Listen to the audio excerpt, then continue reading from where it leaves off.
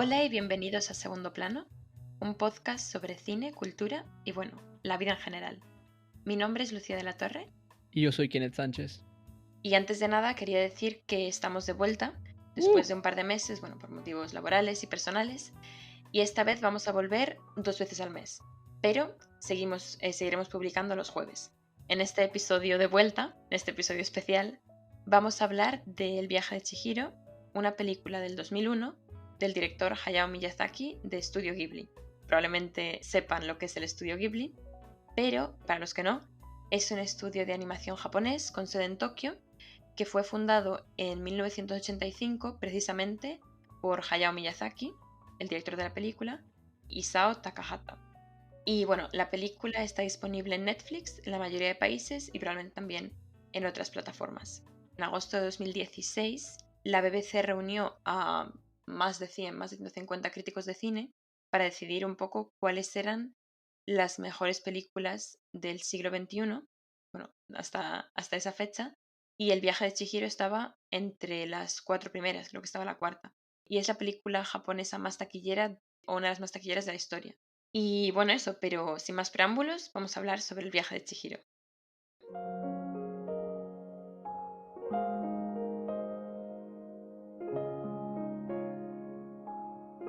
Antes de nada, yo tengo que dar un disclaimer, que es que, aunque me avergüence de ello, la primera vez que he visto la película ha sido para este episodio y también es la primera película que he visto del estudio Ghibli. Así que yo creo que tú, que eres más fan que yo, podrías empezar contándonos un poco pues, lo que te ha parecido la película volviéndola a ver, porque no era la primera vez. Claro, yo he visto la película cuando era un niño, o sea que no me acordaba muchas cosas. En verdad, me ha sorprendido de lo poco que me acordaba de la película. Y en general, la mayoría del estudio Ghibli, ¿no? Las vi cuando era bien chico, ¿no? Porque eran esto de Totoro, de House Moving Castle, La Princesa Mononoke, bueno, que es un poquito más para mayores, creo. Y Chihiro, que son emocionantes, pero claro, uno la ve de niño porque tiene la idea de que la animación es para cuando uno está más joven, ¿no? Ve Pixar, esas cosas. Pero verdaderamente la película es igual importante ahora para mí como lo fue en ese momento, ¿no? Porque me parece que aunque haya pasado el tiempo, sigue teniendo ese don maravilloso que tiene de capturar, ¿no? Tengo 23 años, no es que sea jovencito necesariamente, pero sí me he quedado asombrado y maravillado con lo que son las ilustraciones, la historia de Chihiro, una historia, por ponerme quizás un poco pretencioso, casi odiseica, ¿no? Bien a la Alicia en el País de las Maravillas, sobre temas como este viaje que tiene Chihiro, ¿no? Un viaje de madurez, un viaje de crecimiento. Sí, es una película maravillosa, definitivamente, que toca aspectos muy importantes de la cultura japonesa, que habla bastante de lo que es bueno, al menos para este lado del mundo, una concepción diferente de lo que es la espiritualidad, de lo que es también la relación con la naturaleza, ¿no? Entonces, me parece que hay muchísimas cosas que desengranar y muchísimas razones, además de lo visual, ¿no? De por qué esta película es tan fantástica. Es de mis si no es mi película favorita de Ghibli, pega en el palo, y si no es mi película favorita animada, también pega en el palo. Sí, yo estoy de acuerdo con lo que tú dices, que es interesante, que yo creo que la percepción de la animación está cambiando un poco, pero que al menos, o simplemente ha cambiado para mí. Y yo de hecho conocía El viaje de Chihiro porque era una película de la que la gente hablaba pues con la edad que tiene la protagonista, por ejemplo, 10, 11 años. Y obviamente es una película que tiene, como dices tú, es un poco parecida a Alicia en el País de las Maravillas o todas estas películas de un poco del paso de la infancia a la adolescencia o la edad adulta y que obviamente tienen un mensaje como muy universal. Pero yo sí que creo que o sea, viéndola con más años, me pareció una película muy compleja, y bueno, ya hablaremos de esto más tarde, pero muy compleja tanto a nivel del mensaje universal como luego de los distintos tipos de mensaje que tiene. Yo creo que es una película que puedes ver siendo niño y entiendes parte de ella, pero si la ves más tarde entiendes mucho más la complejidad de la reflexión que hace, digamos, del paso del mundo de los niños al mundo de los adultos y de las responsabilidades que conlleva ser un adulto y de cómo estas responsabilidades te pueden corromper, digamos, la idea del trabajo, de la avaricia. Y también es una película que tiene muchos matices a nivel cultural. obviamente fue la película más taquillera, una de las películas japonesas más taquilleras, porque tiene un mensaje universal.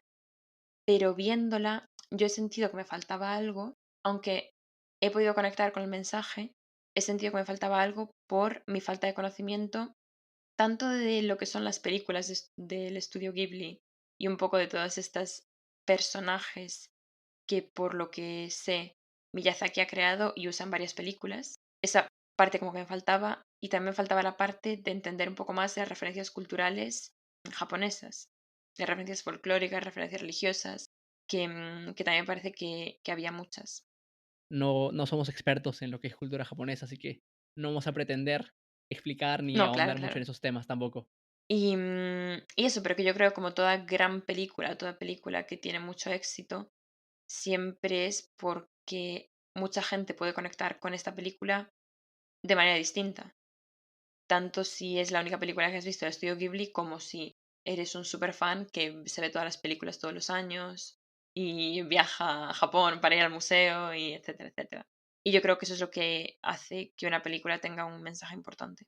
Sí, como mencionas, lo de los 2 niveles es muy importante, ¿no? Para que una película sea tan universalmente aclamada y adorada como es, el viaje de Chihiro, ¿no? En el primer plano, lo que es, el viaje de Chihiro, ¿no? Lo que pasa desde que sus padres se vuelven, disculpen por el spoiler, bueno, ya han visto la película, están acá, lo que pasa con sus papás, que se vuelven cerdos hasta que logra reconvertirlos. Esa parte solamente como trama te puede enganchar, ¿no? Porque es un viaje maravilloso, con personajes coloridos, complejos, interesantes, pero ya en un segundo plano, nombre del el podcast, hay mucho más que analizar, que es otro motivo por el cual la película sigue siendo revisada y revisada, ¿no?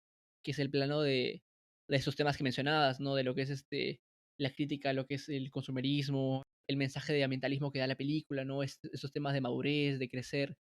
No quiero decir coming of age, pero es la madurez que tienen los personajes. Entonces, esos 2 niveles son necesarios para que algo tenga el nivel de aclamación de Chihiro, ¿no? Es que igual como, bueno, no quiero hacerle comparación, bueno, se me ocurrió Parasite de golpe, pero es lo mismo, ¿no? O sea, si tú ves Parasite de frente y no sabes mucho de cine ni de temas, solamente ves y dices: "Ah, qué chévere la historia, ¿no? Bacán". Y es algo normal, tipo, no hay ningún problema en verlo así. Yo veo varias películas y digo: "Ah, qué bacán la historia", y no le doy más pensamiento. Pero si quieres pensarlo más, y eso es por lo cual las películas trascienden a veces, si no son por los sentimientos, son los temas, ¿no? Y hay mucho que ahondar ahí, y hay mucho que ahondar acá también, ¿no? A nivel de temas. ¿Tú qué te pareció lo más importante en ese aspecto? En lo que es ambientalismo, qué es el crecimiento, ¿qué te pareció ahí lo más Mm, llamativo? Me pareció muy llamativo y esto es algo que vi más una vez que ya había visto la película y tuve tiempo pues para leer críticas y un poco investigar más el contexto. Me pareció muy interesante y obviamente eso es algo implícito, no muy explícito, pero un poco esta crítica, no tanto al capitalismo, pero como a ciertas, mm, digamos más al individualismo. Claro, a conductas. Claro, y un poco esta idea de cómo la película, obviamente, es como el paso de la infancia y la adolescencia, pero también trata un poco del paso de una época a otra época y un poco de la generación de los padres de Chihiro a su propia generación. Porque obviamente la película es un poco una reflexión de los cambios por los que Japón estaba pasando, no en ese momento, pero un poco antes en el siglo XX. Y también me pareció interesante que esto se ve, esta idea de ir hacia adelante, pero seguir manteniendo una conexión con el pasado, se refleja tanto en la película, me parece muy interesante cuando gran parte de, digamos, la trama más fantasiosa es que cuando pasas a este otro mundo, tienes que acordarte de cuál es tu nombre.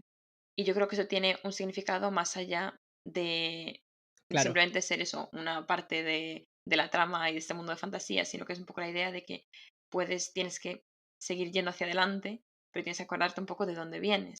Y toda esta idea de que siempre le preguntan quiénes son tus padres. Y yo creo que eso no solo se refiere a intentar reconocer a tus padres dentro de este grupo de cerdos, sino también acuérdate de eso, de dónde vienes. Y eso también es interesante que Miyazaki lo reflejó en cómo él hizo la película, porque la película, obviamente, estuvieron años trabajando en ella, pero es de principios del siglo XXI y ya había técnicas para crear animación, pues más con ordenador, más digitalizadas, y yo creo que gran parte, igual me equivoco, pero gran parte de Viaje de Chihiro fue dibujada. Sí. Hay partes que son digitales, pero me parece que Miyazaki tiene una regla de que tiene que ser solamente una pequeña parte, ¿no? La mayor parte tiene que ser dibujada. Otro tema que también se menciona bastante bien es el tema del ambientalismo, ¿no? Que es algo que Miyazaki menciona en todas sus películas. Y tú puedes ver Chihiro, puedes ver Totoro, puedes ver House Moving Castle.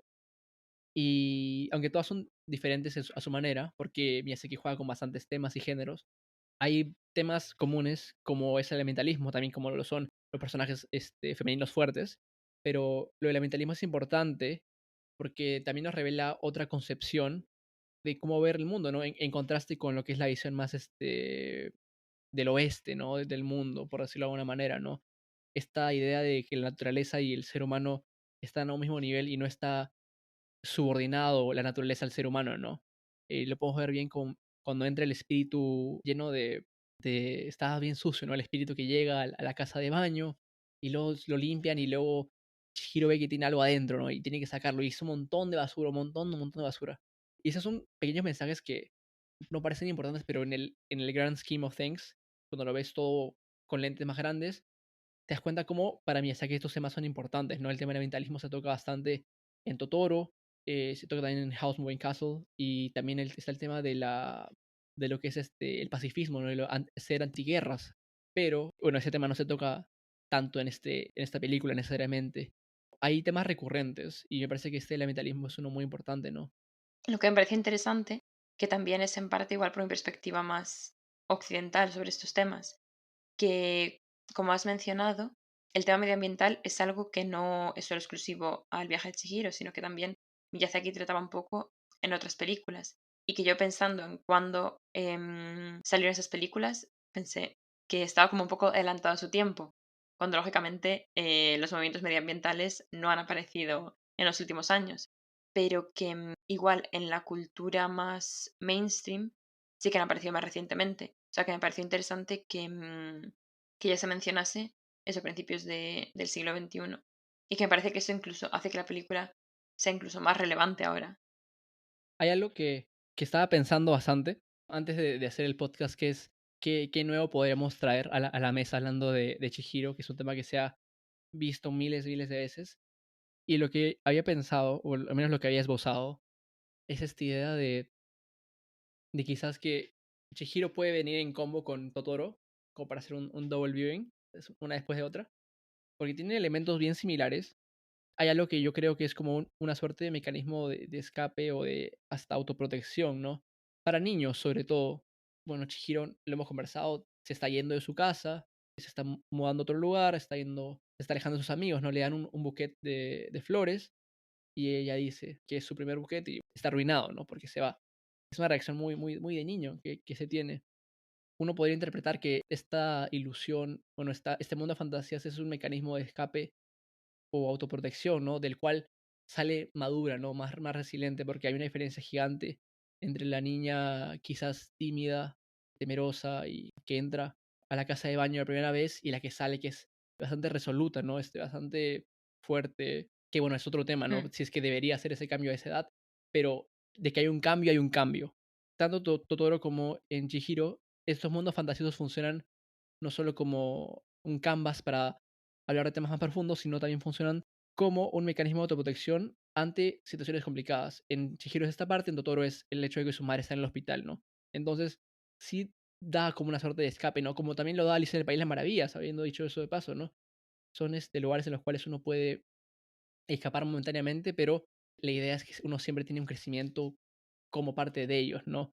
Ahora, no todos los personajes siempre tienen que crecer en sus películas, eso no hace una película buena o mala, pero en este caso sí, y me parece que es sí, importante. no, es interesante esta idea de que sí, obviamente está muy presente, pues yo que sé, en Alicia en el País de las Maravillas, obviamente, y también el viaje de Chihiro, que es un poco la de niños que eso se les somete a cambios muy grandes y digamos que sienten como que no tienen control de su propia vida y no pueden decidir quedarse en su casa, no pueden decidir hacer lo que quieren hacer.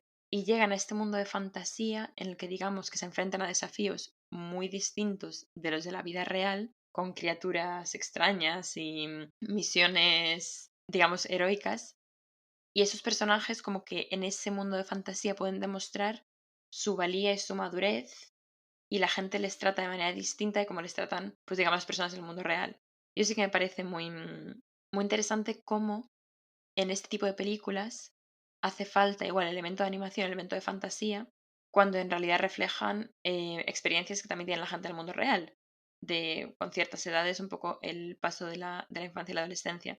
Pero un aspecto que, obviamente, igual, eso porque me falta experiencia viendo más películas de Estudio Ghibli, no siempre. Me parecía que todos los personajes tienen mucho desarrollo personal y me pareció que los personajes tienen mucho desarrollo personal y también los que digamos que no es tanto el paso de la infancia, la adolescencia, etcétera, que tienen como muchas complejidades, los que parecen malos al principio y luego no son malos, pero no siempre fui capaz de entender cómo estos rasgos, digamos, más universales de los personajes eran parte de el elemento de fantasía.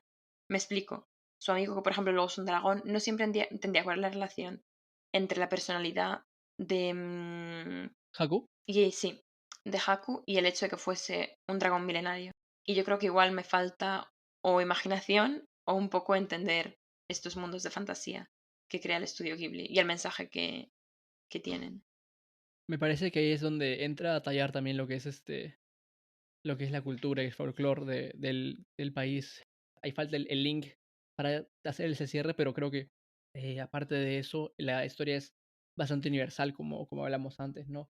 Algo que sí que no quería quedarme sin mencionar es que la animación es hermosa, ¿no? Me parece que eso es bastante evidente. Colores brillantes, personajes coloridos, fascinantes, pero también hay un entendimiento de lo que es el lenguaje cinematográfico, ¿no? Porque no es que solamente te muestran imágenes bonitas, no es entender como dónde va la cámara, que no es, bueno, no hay una cámara, ¿no? Pero es saber cómo framear la película, desde qué lugar mostrar la escena, cómo mostrarte ciertas cosas. Hay una escena que es bien interesante, que es cuando va a visitar Chihiro a sus papás al granero, y la forma en la cual te la muestran, cómo va y vuelve, y todo ese camino que toma me parece que es bastante hermoso, ¿no? Es algo que muchos directores usan para mostrar una suerte de casi de monotonía, ¿no? Del día a día, pero en un mundo fantástico. Y es algo que me parece muy interesante, ¿no? El entendimiento, bueno, no es algo nuevo decir que Miyazaki tiene entendimiento del lenguaje cinematográfico, pero me parece sí notable mencionarlo, ¿no? No me quería quedar sin anotar esa parte. Claro, y también no habíamos mencionado, que me acabo de dar cuenta, que es la primera animación de la que hablamos en el podcast. Sí, sí. Porque digamos que, claro, con otras películas siempre es la idea de eso, de dónde está la cámara, del montaje, del vestuario, pero digamos que eso siempre es dentro de las limitaciones del mundo real. Que obviamente a día de hoy hay efectos especiales, hay drones, pero yo no soy experta en animación ni mucho menos, pero tiene que ser complejo el poder crear una historia sin las limitaciones de lo que es el punto de vista humano. De decir las limitaciones de, obviamente limitaciones de presupuesto, pero no limitaciones del tipo de cámara, de los lugares donde pueden grabar, de todo eso, porque digamos que todo lo creas tú. Entonces yo creo que esta idea de la cinematografía y la fotografía de la película como algo sin que no está sujeto a lo que es posible en el mundo real, sino que básicamente depende de la imaginación del director, es muy interesante. Y bueno, hemos hablado un poco de el mensaje, de la cinematografía, del contexto, de los personajes, pero dentro de lo que es esta película, ¿cuál dirías que es tu parte favorita o tu escena favorita o la que más te impactó? Me gusta mucho la escena, quizás es la escena favorita de muchos, ¿no? Pero me gusta bastante cuando Chihiro vuelve con Haku a la casa de baño y Chihiro se acuerda de su nombre. Es una escena muy hermosa en la cual ella se como recuerda que él fue el espíritu del mar que la salvó cuando era niña. Entonces eso es una escena hermosa en la cual le recuerda su nombre y Haku, bueno, deja de ser el dragón, ¿no? Y se acuerda su nombre y caen desde el cielo agarrados de la mano y es una escena de verdad bastante hermosa que cuando la vi me quedé maravillado no solo por lo conmovedor de la escena, sino por lo visualmente increíble que se veía, ¿no? Es una escena que se quedó grabada en mi memoria, definitivamente. Sí, no, sí que es verdad que es una escena muy impactante. y que mucha gente, porque parece ser que está inspirada en un lugar real, en Japón, y que se ha vuelto como un sitio un poco de peregrinaje. Pero yo creo que la mía va a ser menos común, e igual no es la más impactante, pero una escena que me gusta mucho al principio es cuando se pierden, Chihiro y sus padres, y llegan a este pueblo abandonado, porque es la idea un poco de cómo en un mundo de fantasía pasan a otro mundo de fantasía. Y un poco la diferencia del aspecto del mundo, del primer mundo de fantasía, pero real, y el segundo mundo de fantasía, que el padre dice que, o seguro que es un parque de atracciones abandonado. Y un poco cuando empiezan a explorar eso, y el paso un poco de la realidad a este mundo Claro. paralelo. Eso me parece bastante interesante.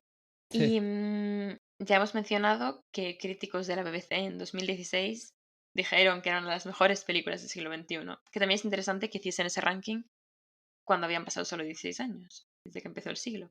Pero yo te quería preguntar, ¿qué puntuación le darías tú, personalmente? Bueno, Lucía, yo no soy quien para darle la contra a una lista de críticos expertos de la BBC. ¿O Entonces, sí? entonces, no, a mí me encanta esa película. Ha sido fantástico poder volver a verla. Creo que en mi Letterboxd le puse 9. Es un 9.5 dando en el palo. Es una película hermosa.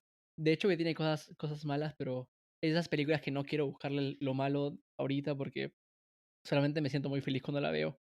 Pero es fantástica, creo que todo el mundo debería verla. Es un viaje maravilloso, especial, con muchos temas interesantes para complejizar, pero también solo una película muy hermosa para ver si es que uno tiene un mal día, ¿no? ¿Qué te parece a ti? ¿Qué puntuación le darías? ¿Coincides con los críticos de la BBC? Yo no tanto por darles razón a los críticos, que igual también, pero más un poco por hacerle justicia un poco al impacto que ha tenido la película y un poco a todo lo que es el estudio Ghibli. Yo también le daría un 9. Como dices, obviamente seguro que tiene algo, algún fallo que se pueda encontrar. Yo no se lo vi y me pareció que es una película que no solo ha creado una película, sino que se ha convertido casi como en un mito. Igual por el mensaje, por la animación, un poco por todo, Ujú. porque es relevante en muchas generaciones y muchas décadas, pero sí, yo también le daría un 9. O sea que nos a 9.5, estamos casi de acuerdo. Casi por ahí, vamos por puntajes altos. Bueno, ha sido un gran episodio. No me quiero ir sin de nuevo felicitarte por tus innumerables nominaciones a películas y por tu último honor, ser incluido en uno de las documentaristas jóvenes Wants to Watch. Felicidades, como siempre, Lucía. Siempre muy orgulloso de ti. Bueno, igualmente por todas tus publicaciones y todos tus logros. Gracias. Bueno, esto ha sido todo aquí en segundo plano. Esperemos que os haya gustado y obviamente no pues, pueden escuchar en Apple Podcasts, en Spotify, en muchas otras plataformas y también dejarnos un comentario. Y nuestra cuenta de Twitter es segundo plano barra baja. Y yo soy Lucía de la Torre y me pueden encontrar en Twitter como @LuciaDLTorre. Y yo soy Kenneth Sánchez. Me pueden encontrar en Twitter como @KennethSánchezG. Y como ya dije antes, nos vemos en el próximo episodio, que será no la semana que viene, sino dentro de 2 semanas, en lo cual hablaremos sobre cuando Harry conoce a Sally. Adiós.